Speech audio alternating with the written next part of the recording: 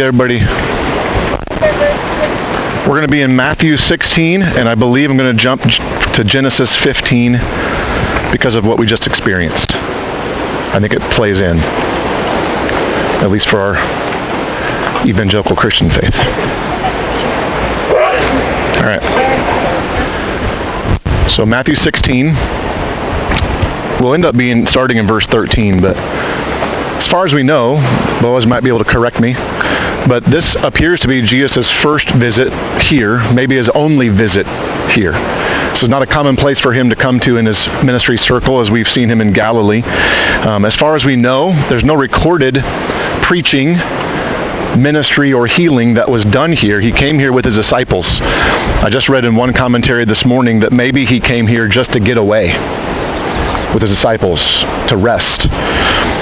I think maybe he came here for this specific reason that we're about to read. This is one of the most significant statements by Jesus I think we have in Scripture, at a very specific and unique location that he said it. Matthew 16, verse 13. When he came to the region of Caesarea Philippi, he asked his disciples, "Who do people say that the Son of Man is?" The tree's throwing things at me. Who do people say that I am, basically? And this is such an important question to ask, especially at this location. While Caesarea Philippi is only a few miles away, really, from other Jewish towns that would have existed, the worshipers nearby and the religious practice that took place here was a far cry from the Jewish practice that was taking place in Galilee, far cry from anything they would have known or definitely approved of. This was the religious center for the worship of the Greek god Pan. That's why this area or this city was named Panias in his honor, P-A-N-I-A-S in our English language. It was only until the Romans conquered the area that King Herod Philip named the city after himself, Philippi. So it became known as Caesarea Philippi. And while the name changed, the city did continue to be a center for pagan worship, specifically of the Greek god Pan. And if you notice that giant cave when we came in, you probably saw the big giant cave there. It was that cave that pagan worshipers believed was the gate to the underworld, or the gate to hell.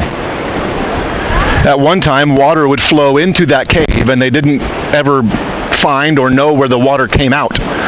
So they believed it was an unending water flow into the underworld, into hell.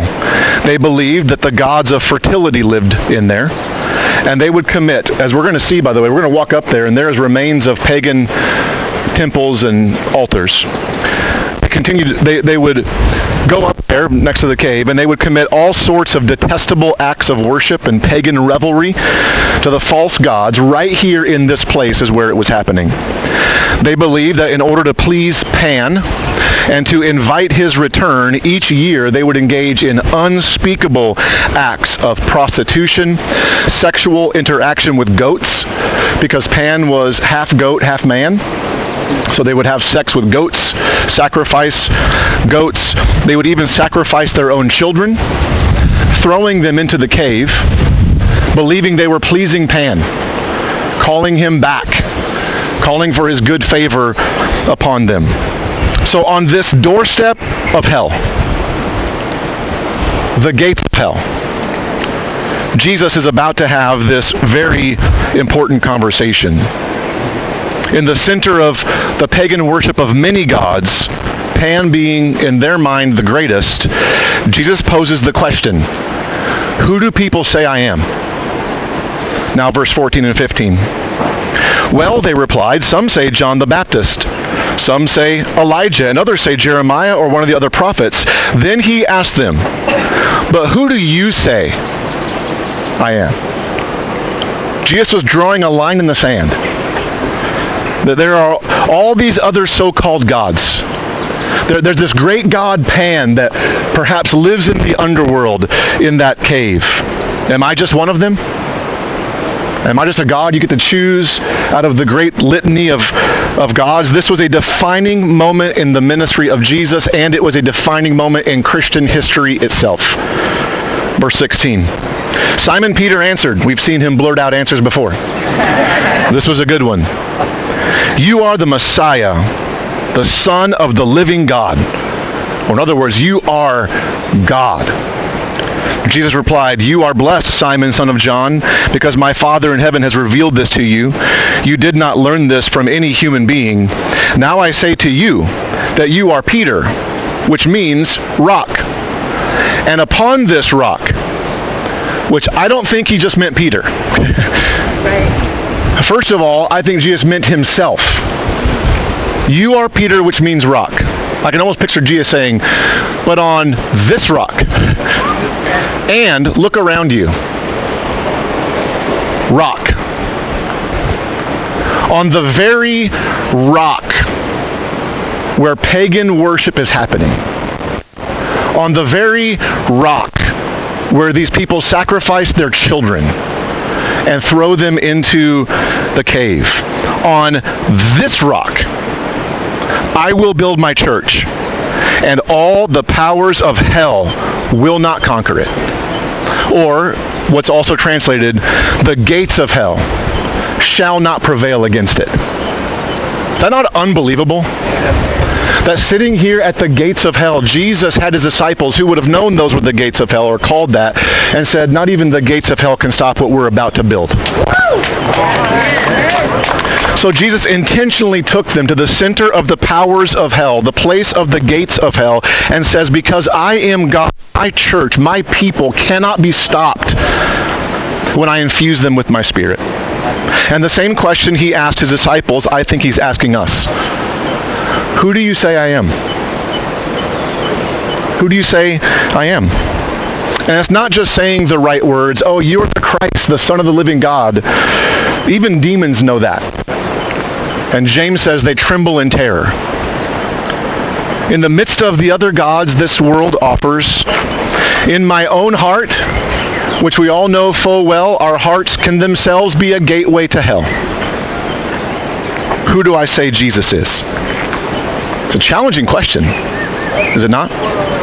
But also don't forget, when we've settled that question, when we live our lives with Jesus at the center, not even the powers of hell itself can conquer us. Not even the powers of hell can stop what God is doing in every church represented here, as long as we are anchored on the rock, Jesus, the Messiah, the Son of the living God. I will build my church, and all the powers of hell will not conquer it. And then look what he says next. We're going to jump all the way down to verse 21. From then on, notice the intentionality. He brought them here to tell them, I'm building this thing on myself. And not even what happens up there can stop it. From then on, Jesus began to tell his disciples plainly that it was necessary for him to go to Jerusalem and that he would suffer many terrible things at the hands of the elders, the leading priests, and the teachers of religious law. He would be killed. But on the third day, he would be raised from the dead. I think it was very intentional what Jesus was doing. As they were about to head towards Jerusalem where he would be killed, these disciples would have to think, can that stop the church? And what they didn't even understand was that was just the beginning of the church, because not even the powers of hell could conquer it. Now, what I didn't plan on saying was, just over there, outside of Dan, on one of those mountains is where Boaz shared with us that the covenant of Abraham, the covenant of pieces, took place. It would have been in that area. And the covenant of pieces, the blood covenant, was two parties would come together. They would cut these animals, specific animals, in two, and they would form a path of blood. And then the two parties would each walk through the blood, signifying to the other, if I ever break my end of this agreement, if I break my covenant, you can do this to me. You can cut me in half and walk in my blood. And so when Abraham says, well, how can I know that I will ever have descendants? God says, fine, get these animals and cut them in two. And Abraham forms a blood path covenant. And if you look at Genesis 15, I won't read the whole thing, but read it sometime even tonight. It says that Abraham fell into a deep sleep, and a smoking fire pot went through in between the animals, and then a flaming torch went through. Abraham never went through the blood path.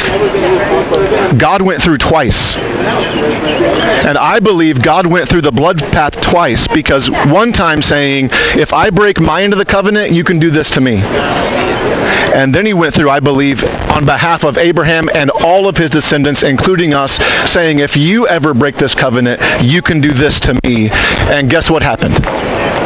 Jesus paid the price of the blood covenant for us, so that I will build my church, and the gates of hell shall not prevail against it.